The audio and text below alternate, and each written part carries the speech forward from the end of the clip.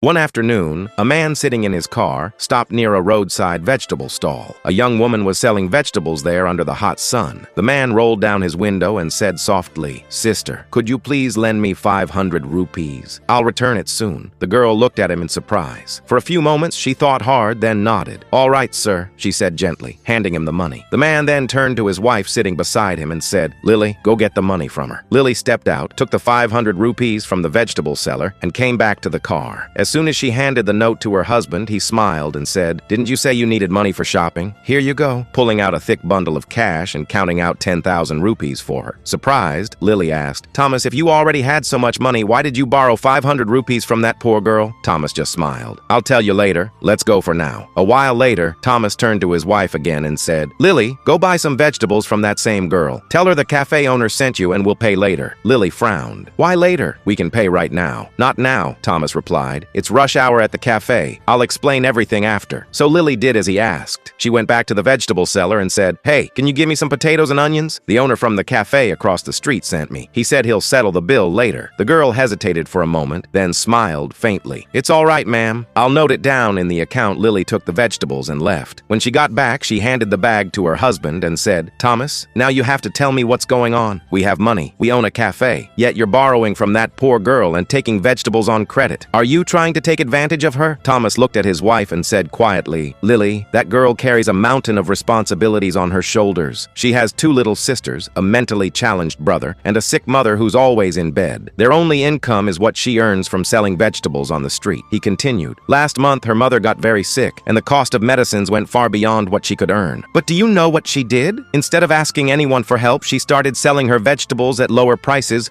just to afford her mother's treatment." Lily's eyes softened. Thomas went on, "She's too proud to ask anyone for help. So I wanted to teach her something important, that there's no shame in asking for help when life hits hard. Sometimes accepting help is the first step toward survival. I borrow from her, take things on credit not because I need them, but so she'll learn that she can ask when she's in need, so that tomorrow, if she faces trouble again, she won't suffer in silence." Tears welled up in Lily's eyes. She held her husband's hand and said, "I'm sorry, Thomas. I didn't understand. What you're doing is beautiful." Thomas smiled. "From now on, every vegetable we use in our cafe will come from her stall." Lily nodded with pride. Thomas then handed her the vegetables she'd brought. "Take these," he said, "and give them to someone who really needs them." And together they drove off, having given not charity, but dignity.